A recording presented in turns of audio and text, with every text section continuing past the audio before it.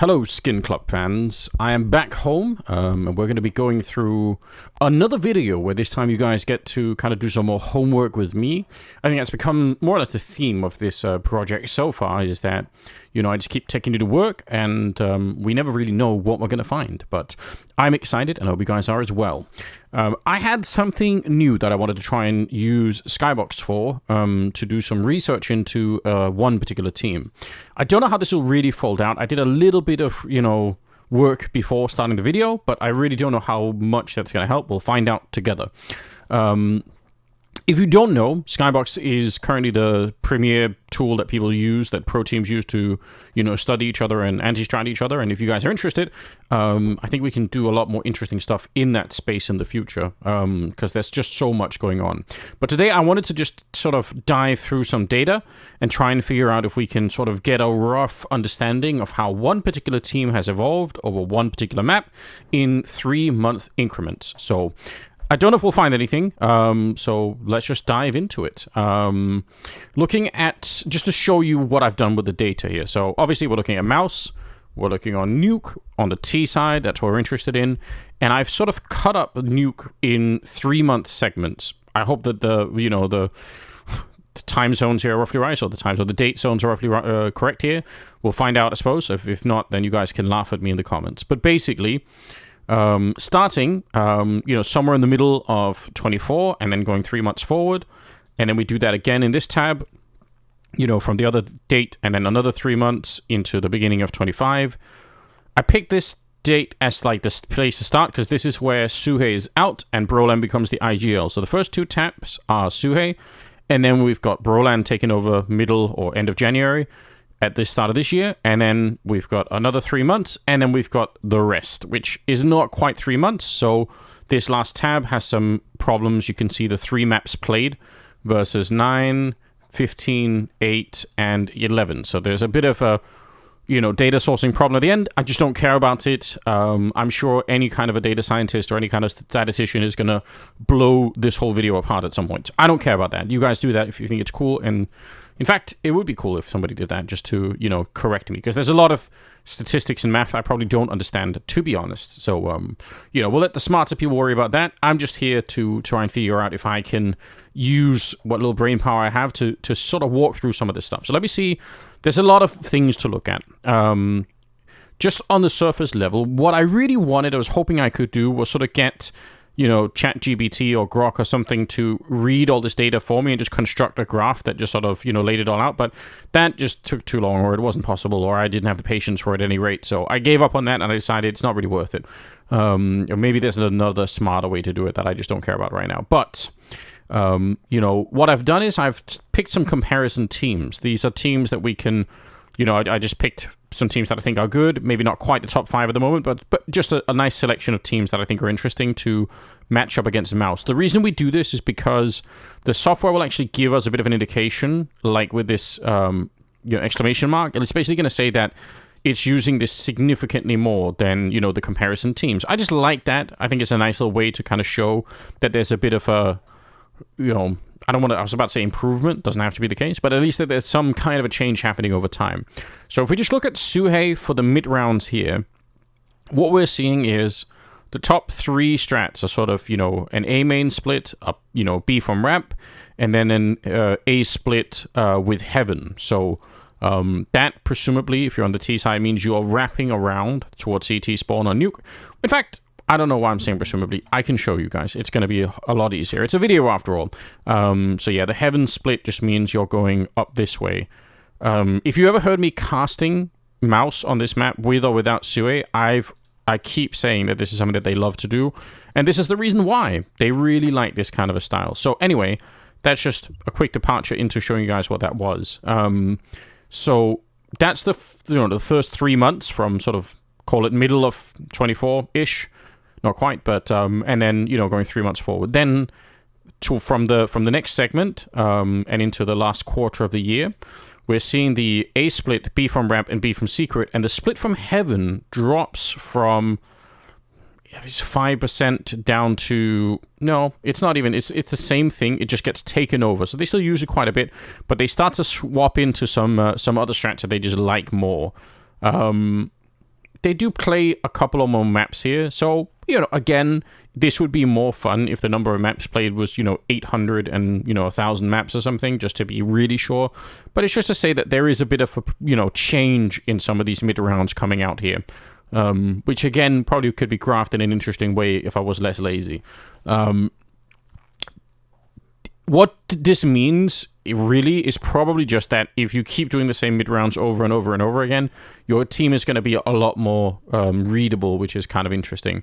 I also did notice that in the first 3 months here, there really are no boosts, and then suddenly we get into this T-red boost, and I actually don't know what this exactly signifies. Okay, so this is just the boost that we're talking about out here in the yard. I just think that's kind of interesting. Again, does it mean a lot? Who knows? In fact, I won't even always have an opinion about this. I think it's just fun to look at the data, really. So maybe you guys will have a stronger opinion than I do, but it's just fun to see that there are 3 months here where that boost just never happens, and then we get into a place where it does happen. And then we get to the third tap where, now suddenly we've got, a secret boost added. This is where Broland takes over as an IGL. So secret boost, let's see what they mean by that. Okay, so just, I guess, right here, kind of presumably being able to take a different fight, or maybe it's on top of each other here. I'm not really sure, actually. What is a secret boost? What are these guys talking about?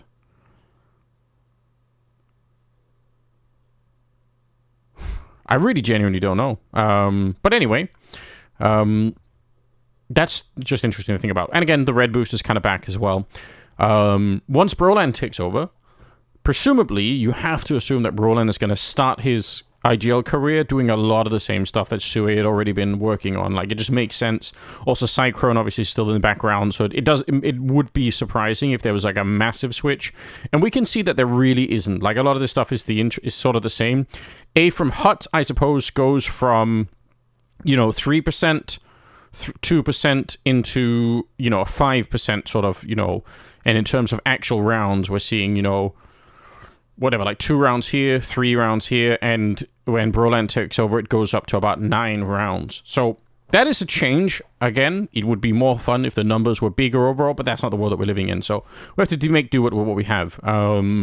Again, I hate invoking statistics just because I know just enough about statistics that I know I just have no idea what any of it means and what it means to have a significant sample size or whatever, like a significant difference, or like all of these words are words that I know mathematicians care about, and I just don't, mostly because I don't understand it. So yeah, again, I'm looking to be educated. If anyone's interested, I don't know, DM me or leave a comment or something, and we can walk through it together like that. But anyway, there is a real change here, right? Also, looking at it going on to the sort of the last, or sort of the middle of the year, I suppose, this year, we've seen this split from heaven suddenly sort of stand out as being a very popular thing. And again, just in comparison with the other teams, more than they're using it. B from Secret also becomes really popular, which is kind of interesting. And just, to follow through on the trend, suddenly they have the main split, they got the B from Ramp, and they got the B from Secret. This main split is another one of my favorite things that again, you guys probably have heard me talk about. But when you end up sort of coming through from this part of it, I guess there's a very much a delayed thing in this round. I much prefer, so they're going to go back up. We can call it the main split if we prefer. I actually kind of like the ones where it's a bit more direct. Yeah, a little bit more like this. Although this, again, is an interesting round just because they could have done so many things, actually. Yeah, this is what I like to see. Something like this, where it's a little bit more direct and to the point here. Getting in and taking the fight there. I like these kind of rounds. But, yeah, regardless, you can sort of tell there's a story in the data here, about what they like to do. And I suppose also, just because the exclamation mark isn't here in the beginning of it, it also means that these other comparison teams presumably have started doing some of these things less, which could probably take us down a whole separate route of crazy, investigation. Also, again, I just to point it out, again, I said at the start, there's 3 maps we're talking about. So these 24% here for the splits, I guess it's actually pretty high here as well. The 18, 10, 13, but it does have a bit of a jump up, right? When Broland takes over, like 18% up to 14%, and then I'm assuming the 24% here is a bit of a statistical outlier just because of the, the sample size is lower and everything else. But anyway, I still think it's interesting. It's fun to look at, and it shows you that the team did change. Like, they didn't just keep running the Sue stuff. Obviously, they keep some of it, but they did actually kind of change things around. So that's just very interesting to consider when, I guess, trying to answer the question of how is the team different, what actually happened here. There's so much data to look at here that it's probably going to be really hard to try and sort of walk through all of it. But I'll try and see if I can throw this in. I actually don't know if this will work or not. See if it's going to let me. Yes, it will. Nice. Okay, so I went and got ChatGPT to basically make me this graph. I hope it's somewhat successful. Basically, I took all the data from the bomb site tempo and the bomb site attempt here and just put them into an Excel sheet, and I made ChatGPT read them and put me out a graph. I probably could have just done it in Excel myself, but I'm like everybody else. Once I get my hands on the AI stuff, it's just so much easier that I just become incredibly lazy and I stop doing any kind of work and I just make it do all the stuff, assuming that it can. So what are the bomb site tempos here? Just to go through them with you guys. We have the rush, then we've got the set strats, we've got the mid rounds, and then we've got the sort of the no sight, which that can mean any number of things, right? Like, it's hard to determine that no sight thing. I wish we could elaborate more on, and presumably we can. But it just is just, well, actually, let's see. No sight means that no bomb site was reached in a given round. Okay, so that would probably mean that these are rounds that we would want to go and review almost manually to say what does that actually mean for us in some sense. What are they meant to do? So it probably is a category that contains a lot, but that we just don't necessarily know at the moment exactly what that means. So interesting stuff. And then the bomb site attempts, obviously A, B, both is another confusing category to my mind. And then also we've got no sight down here. Yeah. Both just mean obviously both are attacked, and no sight means no bomb site reaching a given round. So pretty much the same stuff. Just going through it, if you just look at the rush, I just look at this one, that might be easier. So anyway, now we have it here. Again, I've sort of got the dates. Hopefully, yeah, that seems to be correct, I think. Is it correct? I'm immediately doubting it now that I'm looking at it. Middle to, and then to 25. Okay, fine. It's probably fine. 7. I don't know. Did I ask it to do that? I think I said 13.8. Okay, it might be confused at the end, but I actually think the data is correct anyway, so who really cares? Basically, we've got Suhei, and then Brolan. That's the logic, I believe. So something that's, I don't know if it's immediately obvious, but something that you can look at is the rushes. The amount of rushes here that kind of go pretty steadily up. And just to show you in raw numbers, 6% up to 7, and then Brolan takes over 9, 12, well, actually Brolan takes over here, but so basically 7, 9, 12% of the time, sort of going up. Is it a massive difference? I mean, I suppose if you take it from Sui, it's almost doubling the amount of rushes towards the end here. Maybe just something like a 50% increase if we discard the last data set here for the 3 maps. But just interesting to see that they probably have changed some of their tempo a little bit. They play a little bit quicker. Their mid rounds, I think, stay sort of roughly the same. Yeah, I don't think that probably isn't the most exciting one. There is a bit of an increase in the mid round just as Brolan takes over, and it still stays a little bit higher than the rest of it. So yeah, just I think probably not enough that it's hard to make any kind of big judgment of what this means. So probably not something that I would want to spend, make big implications about. In terms of the bomb sites, there seems to suddenly be, more of the both category seems to have suddenly stepped into it. The rest of them, I'm trying to think, I don't know, maybe the B-side one grows a little bit. Let's look at it in raw numbers just to be sure. So we start with 15%, and then 21%, 28, 21, 18. I suppose it does grow a little bit, yeah. Again, maybe not an enormous amount. It would be more fun if we had, I've picked sort of 3 segments of time, or 5 segments of time here. I suppose if we had 50 of them, we would have the graphs would again be more fun to look at. Maybe for another video, I'll do it 1 month at a time for a whole year. Maybe ChatGPT or Grok or some other AI can help me do this. Grok might be crazy. Who knows what we get returned half the time there. But I'll test it out at some point. It's just to say that I think telling the story of how a team evolves, when leadership changes happen or any other kind of thing happens, or even if nothing's happened, we're not going to expect that a team will play similarly over a longer stretch of time, because really, why would they? If they do that, that's probably a sign that something is horribly wrong. Obviously, just so that people aren't confused as well, just because it says, A split and an A split here, the timings here can be significantly different. If you guys are interested in that kind of thing, I think what I can probably do is I can go for, So if I go for this A split and I look at the round by round breakdown of how this works out, you guys will see that there's a lot of timings here. This is what we call the tactical sequence for the T side, right? So some of these things are important for for categorizing the strategy, as it were. So let's just say, the diagonal smokes is probably going to show up on a bunch of them. And so the timing, here's at 51, here's at 48, here's at 47, 49 down here.